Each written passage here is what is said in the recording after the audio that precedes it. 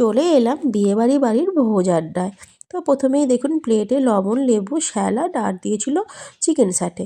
তো চিকেন স্যাটেটা অপূর্ব টেস্ট ছিল আর ছিল খুব গরম। তারপরে দিয়ে দিয়েছিল নরম তুলতুলে নানপুরি আর তড়কা মাংসের কিমা দিয়ে।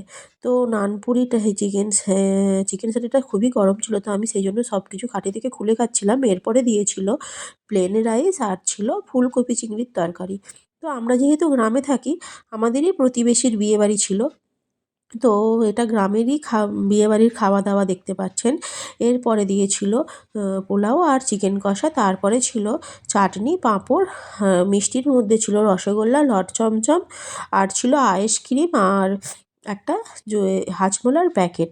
তো আমার ভিডিও কেমন লাগলো অবশ্যই বলবেন, ভালো লাগলে লাইক করে দেবেন আর কমেন্ট করে দেবেন। আর এইরকম ভালো ভালো ভিডিও পেতে আপনারা অবশ্যই চ্যানেলটা সাবস্ক্রাইব করে দেবেন। ধন্যবাদ, টাটা।